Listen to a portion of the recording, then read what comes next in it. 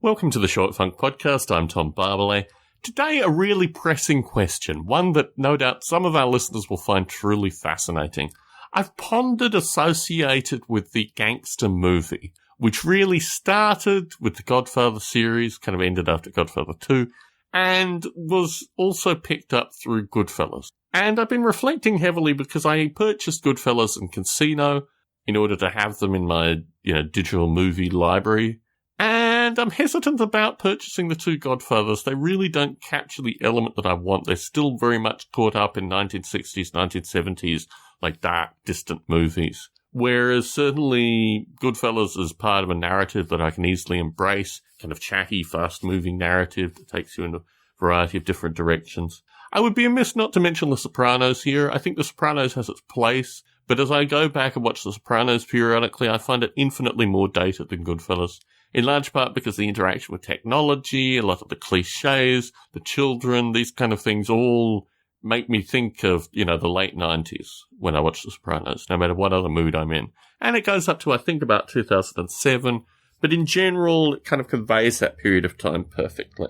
When I look at modern films, like films that have been out in the past few years, which are even close to the kind of gangster narrative that I see in Goodfellas, to a lesser extent Casino, I reflect on Black Mass. I think in general Black Mass is an okay film. It is in my digital collection. The thing that interests me through Black Mass is just the number of references to previous gangster films, and that kind of detracts from it in some strange way, and paying homage, it actually reflects poorly on what was being produced. I've watched Iceman once. I need to go back and watch it again to get a sense of whether or not it really is in this genre of gangster films. There have been various fake ones like American Hustle, and really, what more can one talk about these kind of films? The Drop was interesting. The Drop was interesting primarily because it was Gandolfini's last film, so it was the last opportunity to see Gandolfini.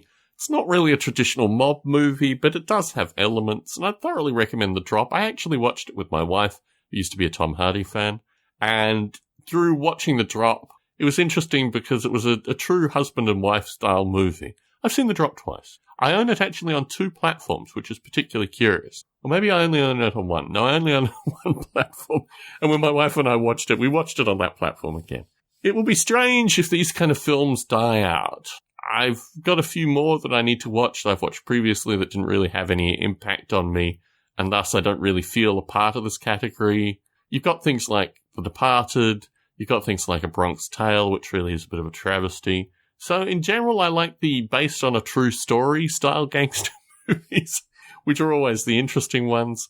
And you can't shy away from Scorsese through this. I mean, Scorsese's own energy is so directly mapped onto these films. I do wonder if he'll do more gangster films going forward, but really the big genres associated with gangsters have been covered. Modern day gangsters, in terms of the real gangsters versus the films that portray them, just aren't as romantic. There's no element there that I think could be captured to present to folks such as, Goodfellas and Casino and these kind of things. But if this is a dead genre, if this is a genre we will never see again, at least we have some good and accurate representations of the genre, which folks will at least be able to study and understand in some perspective going forwards. Tom Barbalet in San Jose, signing out.